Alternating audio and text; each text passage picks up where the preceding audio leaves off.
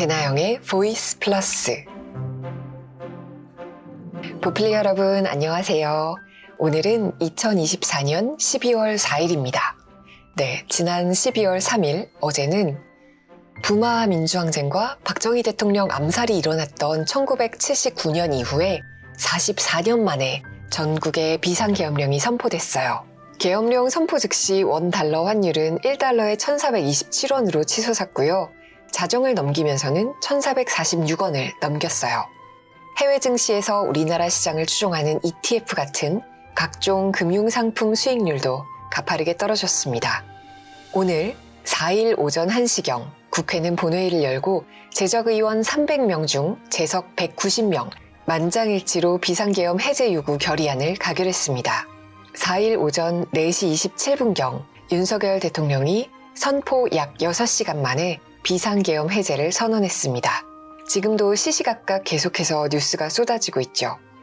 보이스 플러스에서 계획했던 여러 가지 영상이 있었는데요. 고민이 되더라고요. 내년 경제 성장률이 사상 최저치라는데 신입사원 공채는 간데 없고 물가와 실업률은 높아만 가는데 거기에 더해 국가 신용도가 뚝 떨어지면서 주가가 곤두박질치고 환율이 고꾸라진 이 마당에 이 모든 걸 개인의 노력으로 극복할 수 있다는 내용의 자기계발서를 소개하는 게 무슨 의미가 있나 하는 생각이 들었고요. 게다가 자국민의 한국 방문, 한국 여행 자제를 권고하는 나라가 늘어나고 있다는 뉴스도 봤습니다.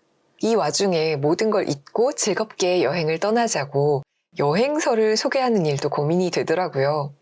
물론 우리는 일상을 살아가야 하니까 다음 주에는 또 희망을 가득 얹어서 여행과 자기계발을 이야기할 수 있겠지만요. 그래도 오늘만큼은 너무 고민이 되는 거예요. 이 시점에서 우리는 어떤 책을 읽어야 할까? 그래서 오늘 한참을 제 책장 앞에서 서성거렸어요. 모른 채 하기 힘든 역사적인 사건이 벌어졌는데 역사책을 읽어야 되나? 근현대 한국사에 대한 책을 소개해야 되나? 아니면 정치 분야의 책을 소개해야 되는 걸까? 그동안 정치 분야에 너무 소홀했는데 어떡하지? 아니면 아예 그냥 정치적인 우화를 소개해볼까? 나 몰라라 하고 그냥 카프카의 단편이나 읽든지 김동식의 회색인간 이런 책의 단편을 비유적으로 이야기를 해볼까? 아니면 대놓고 한강 작가님의 소년이 온다. 이 소설의 배경이었던 비상계엄 상황을 설명해볼까? 이런 생각도 들다가요. 이 심란한 와중에 아이는 어떻게 키워야 하나, 육아서를 소개해야 하나, 정말 하루 종일 책을 고르면서 고민을 했어요. 그리고 책장을 넘기며 책을 읽고 고르다가 더 이상 미룰 수 없는 이 다 저녁이 되어서야 오늘을 마무리하는 책, 그 중에서도 한 챕터를 골랐습니다. 품격 있게 나이를 먹는 비결이라는 제목의 챕터예요. 아니 뜬금없이 이 상황에서 무슨 나이 먹는 얘기냐 하실 수 있는데요. 이 챕터는 유시민 작가의 책 어떻게 살 것인가 라는 책의 한 챕터입니다. 이 책은 2013년 3월에 초판이 발행된 책이에요. 18대 대통령 선거가 끝나고 당시 박근혜 후보가 대통령이 된 이후에 나온 책입니다. 물론 이 책은 그 후에 개정을 거치지 않았기 때문에 박근혜 씨가 탄핵을 당한 이후에 대한 얘기는 들어있지 않아요. 유시민 작가는 이 챕터에서 유권자로서 품격 있게 나이를 먹는 가장 좋은 방법에 대해 이야기하는데요. 앞으로 우리는 어떻게 민주국가의 국민으로 투표를 할 것인지, 어떤 대통령을 뽑을 것인지, 어제 오늘처럼 말도 안 되는 21세기 대한민국에서의 계엄 선포 같은 일이 일어나지 않기 위해서 우리가 뼈저리게 반성해야 할 지점이 무엇인지, 앞으로 인생에서 남은 대통령 선거들을 어떻게 치러야 할지 생각해보는 시간 가져볼게요. 구독과 좋아요, 알림 설정 감사드려요. 어떻게 살 것인가? 유시민 지음, 생각의 길. 품격 있게 나이를 먹는 비결. 나는 멋있는 노인이 되고 싶다. 그래서 어떻게 하면 나이를 품격 있게 먹을 수 있는지 자주 생각한다. 그런데 그런 이야기를 하기에는 나는 아직 젊다. 표현을 자칫 잘못하면 어른들에게 결례가 될 수 있다. 그래서 내 생각을 말하는 대신 연세가 많이 든 분이 쓴 글을 인용한다. 젊은 시절 칼럼니스트로 이름을 떨쳤던 홍사중 선생은 아름답게 나이를 먹는 것이 매우 어려운 일이라고 했다. 78에 쓴 수필집에서 그는 밉게 늙는 사람들의 특징을 이렇게 정리했다. 1. 평소 잘난 채, 있는 채, 아는 채를 하면서 거드름 부리기를 잘한다. 2. 없는 채 한다. 3. 우는 소리, 넋두리를 잘한다. 4. 마음이 옹졸하여 너그럽지 못하고 쉽게 화를 낸다. 5. 다른 사람은 안중에도 없는 아나무인 격으로 행동한다. 6. 남의 말을 안 듣고 자기 이야기만 늘어놓는다. 사실 노인만 그런 게 아니다. 젊은 사람도 그럴 수 있다. 나는 훨씬 젊었을 때에도 이런 밉상짓을 좀 했다. 지금도 여전히 그런 면이 남아있을 것이다. 이런 태도는 늙어서 새로 생기는 게 아니라 모든 사람에게 원래부터 있다. 홍사중 선생이 예시한 밉상짓 목록은 젊은이들에게도 자기의 모습을 비추어 줄 수 있는 거울이 된다. 만약 다음과 같이 정반대로만 한다면 노인이든 청년이든 똑같이 멋진 사람이 될 수 있다. 1. 잘난 채, 있는 채, 아는 채 하지 않고 겸손하게 처신한다. 2. 없어도 없는 티를 내지 않는다. 3. 힘든 일이 있어도 의연하게 대처한다. 4. 매사에 넓은 마음으로 너그럽게 임하며 웬만한 일에는 화를 내지 않는다. 5. 다른 사람을 배려하며 신중하게 행동한다. 6. 내 이야기를 늘어놓기보다는 남의 말을 경청한다. 이렇게 하면 품위 있는 어른으로 존중받을 수 있다. 아름답게 나이를 먹는다는 것은 곧 아름답게 살아가는 것이다. 품위 있게 나이를 먹는다는 것은 품위 있게 인생을 사는 것이다. 젊어서나 늙어서나 품위 있게 사는 게 가장 바람직하다. 젊을 때 품격 없이 살았더라도 나이가 들면서 품위를 갖추면 차선이다. 젊어서나 늙어서나 품격 없이 사는 것은 아주 좋지 않다. 그러나 최악은 젊을 때 품격이 있었던 사람이 늙어서 밉상이 된 것이다. 이런 사람은 젊어서도 품격이 없었던 사람보다 훨씬 격렬한 비난을 받는다. 젊었을 때 훌륭하다고 평가를 받은 사람일수록 더 그렇다. 나는 이것이 공정한 처사가 아니라고 생각한다. 젊었을 때와 달라졌다고 해서 다 변절인 건 아니다. 정체성이 달라지면 말과 행동이 바뀌는 게 당연하다. 나이를 먹는데도 롤 모델이 필요하다. 내 노년기 롤 모델은 2010년 작고하신 언론인 리영희 선생이다. 1970년대 청년기를 보냈던 유신세대 지식인들 중에는 리영희 선생을 사상의 은사로 존경하는 사람이 많다. 그는 자유의 고귀함을, 진실과 지성의 위대함을 증명했다. 공산주의자가 아니었지만 반공주의와 싸웠고 자유주의자가 아니었지만 자유를 실천하며 살았다. 여러 번 구속당하고 언론사와 대학에서 해직되었지만 언론인으로서 해야 할 일을 회피하지 않았다. 전환시대의 논리, 우상과 이성, 대화를 비롯해 좋은 책을 많이 펴냈다. 그러면서 처음부터 끝까지 기자 리영희, 언론인 리영희, 지식인 리영희로 굴곡 많았던 사회적 삶을 살았다. 나는 리영희 선생을 사상의 은사로 존경하지만 역사와 사회, 인간과 정치에 대한 그의 모든 생각과 견해에 전적으로 동의하지는 않는다. 그런데도 내가 그를 노년의 롤모델로 여기는 것은 그가 보여준 인간적 품격 때문이다. 모임에서는 윗자리에 앉는 것을 사양했다. 자기 주장을 하기보다는 남의 말을 경청했다. 건강이 악화된 후에는 사회적, 정치적 발언을 절제했고 글을 발표하지도 않았다. 그리고 마음이 통하는 사람들과 평화롭게 시간을 보냈다. 영국 극작가 버나드 쇼도 노년기의 롤모델로 삼고 싶은 인물이다. 쇼는 술주정뱅이 아버지의 사업 실패로 유년기에 경제적 어려움을 겪었다. 학교 교육은 초등학교 4년이 전부였는데 가난해서라기보다는 배울 게 없다고 생각해서 제도 교육을 거부한 탓에 그렇게 되었다. 그는 학교 교실이 아니라 대형 박물관 도서관에서 책을 읽고 소설 습작을 하면서 청소년기를 보냈다. 유명한 지식인들의 강의와 논쟁을 구경하면서 사회를 보는 눈을 길렀다. 저널리스트, 연설가, 사회비평가, 극작가로서는 크게 성공했다. 가장 유명한 작품은 영화 마이 페어 레이디의 원작인 희곡, 피그말리온이다. 쇼는 1925년 노벨 문학상을 받았다. 버나드 쇼는 사회주의 논객으로도 이름을 떨쳤다. 제1차 세계대전이 터진 뒤부터 활발하게 사회-정치적 쟁점을 다룬 에세이와 소책자를 썼다.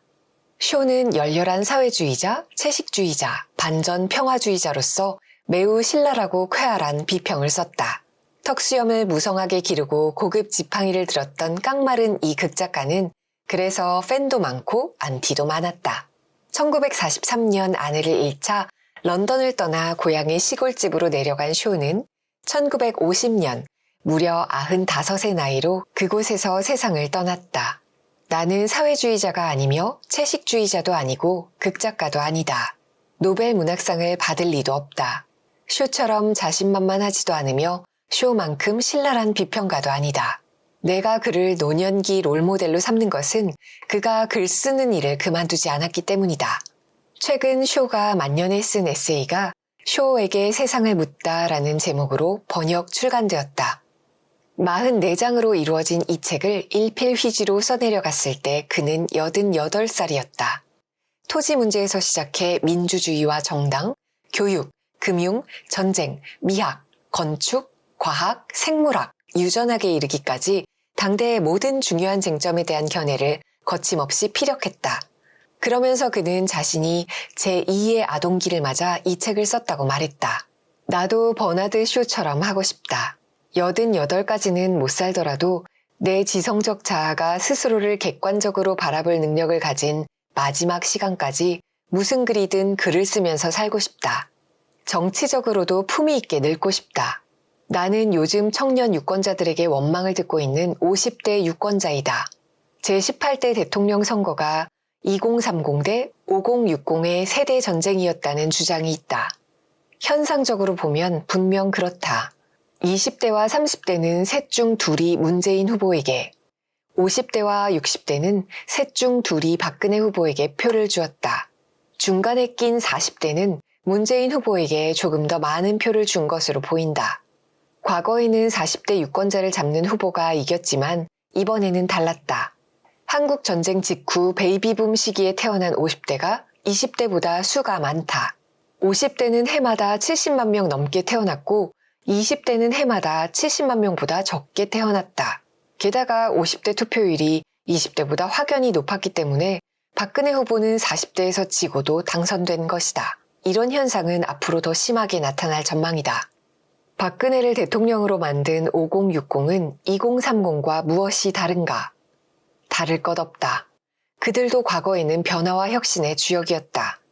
이제 55살이 된 나는 50대의 딱 중간에 있다. 오늘의 50대는 10년 전이 2002년 이회창 후보와 노무현 후보가 맞붙은 선거에서 노무현 후보를 조금 더 지지한 40대였다. 그로부터 15년을 거슬러 1987년으로 가보면 거리로 쏟아져 나와 독재 타도, 민주쟁취를 외치며 군부 독재를 끝장낸 20대 청년들이었다. 오늘의 60대도 마찬가지였다. 1985년 국회의원 총선 당시 30대였던 그들은 김대중, 김영삼, 양김이 손잡고 급조한 신한민주당을 단숨에 제1야당으로 만들어줌으로써 전두환 정권 몰락의 서막을 열었다.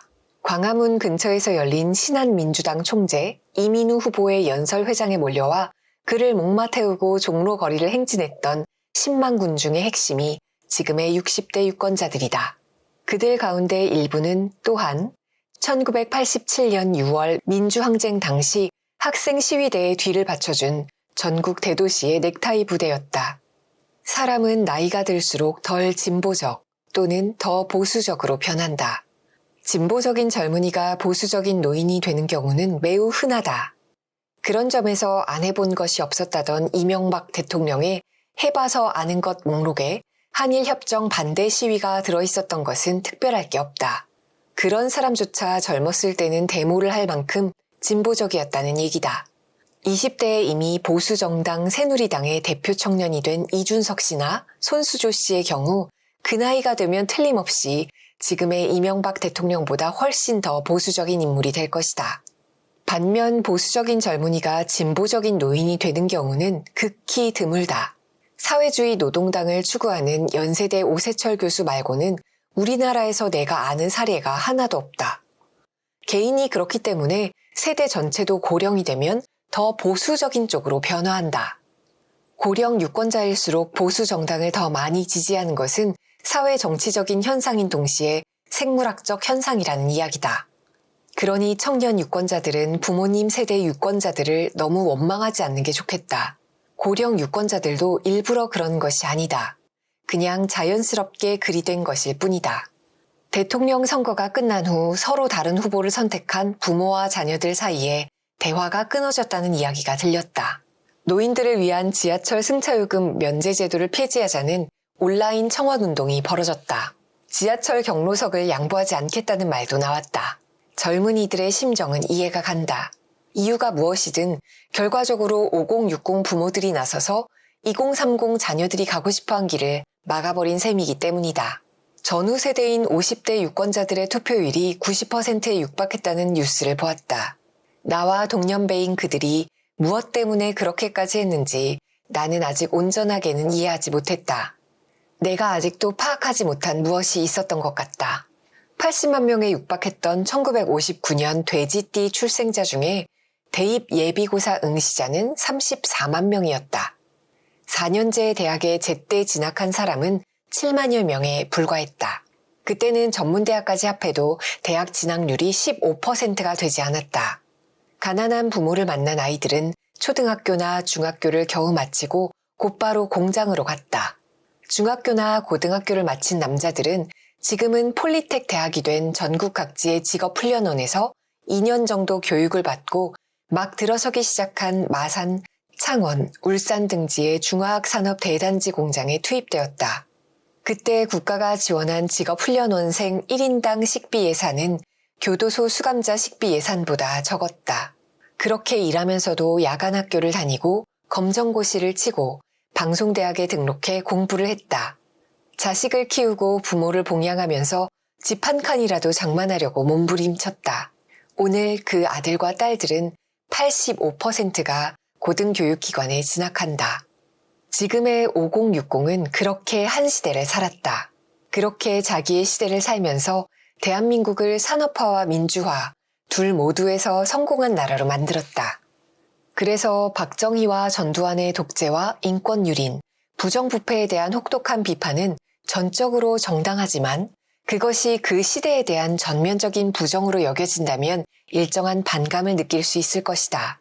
5060 세대가 독재자의 딸을 압도적으로 지지한 것은 지난 시대와 자기 개인의 삶을 동일시하는 정서 때문이 아니었을까 짐작해본다. 나는 나와 같은 세대의 시민들을 위로하고 싶다. 유신과 제5공화국 체제에 대한 비판은 우리들 각자의 삶에 대한 비난이나 부정이 아니다. 그것은 지난 시대의 그늘에 대한 집단적 성찰을 위해 제기한 비판일 뿐이다. 나는 또한 청년들을 위로하고 싶다. 젊은 그대들 더 많이 참여하고 더 힘껏 연대해서 원하는 미래를 열기 바란다. 어느 해직 언론인의 진심 가득한 제안에 따라 나도 나인티클럽에 가입할 것이다. 그는 심신을 단련해 90살 넘게 살면서 빛나는 이성으로 역사의 진보를 믿으며 투표장으로 가는 것을 지역 갈등보다 심각한 세대 갈등을 치유하는 해법으로 제시했다. 나도 더 나이를 먹으면 정치와 역사에 대한 생각이 달라질지 모른다. 그러나 어떤 경우에도 딸, 아들과 손녀, 손자들이 좋아하는 정당과 후보에게 투표할 것이다. 언제나 정치적으로 청년들의 편에 설 것이다. 그것이 유권자로서 품격 있게 나이를 먹는 가장 좋은 방법이라고 믿기 때문이다. 그러니 그대들도 오늘의 아픔을 잊지 말고 50대가 되면 자식들의 소망을 존중하면서 투표하겠다고 결심하면 좋지 않을까 싶다. 오늘 그대들이 겪는 아픔을 딸 아들에게 물려주지 않기 위해서 1987년 12월 내 생애 첫 대통령 선거에서 유권자의 54%가 정권 교체에 투표했지만 군사 반란과 광주 학살의 공범이며 전두환 정권의 2인자였던 노태우 후보가 당선되었다. 대통령을 뽑을 국민의 권리를 되찾기 위해 그렇게 많은 사람들이 죽고 다치고 고문당하고 감옥에 가면서 싸웠는데 그 과실을 군부 독재의 2인자에게 빼앗긴 것이다. 그때 후보 단일화와 선거 연합을 하지 않고 따로 출마함으로써 정권 교체를 무산시켰던 두 야당 지도자들은 그 뒤를 이어 차례로 대통령이 되었다. 18대 대통령 선거는 내 생애 6번째였다. 내가 지지한 후보가 당선된 것은 2번뿐이었다. 70대 유권자들 중에는 나보다 더 많이 대통령 선거에 참여했지만 원하는 후보가 당선된 경우가 2번뿐인 분도 많이 있을 것이다. 만약 내가 평균 수명까지 산다면 앞으로 5번 정도 더 대통령을 뽑을 것이다. 그 5번 중에 단 한 번이라도 내가 지지하는 후보가 당선되는 것이 희망사항이다. 이번에 19이 되어 생애 첫 투표를 한 젊은이라면 죽을 때까지 12번 정도 대통령 선거를 더 경험하게 될 것이다. 대통령 선거는 대한민국의 종말이 올 때까지 반복되는 집단적 의사결정이다. 이번이 끝이 아니다. 이번 대통령 선거는 많은 청년들에게 좌절감을 안겨주었지만 그래도 5060 세대의 유권자 셋 가운데 하나는 청년들을 이해하면서 다 이해하지 못해도 이해하려고 노력하면서 그대들 곁에 서지 않았는가. 그러니 이제 멘붕을 털고 일어서길 바란다. 놀고 일하고 사랑하고 연대하면서 기쁜 삶을 찾아나가자. 대통령이 마음에 들지 않아도 마음에 드는 대한민국은 만들 수 있다고 믿으면서.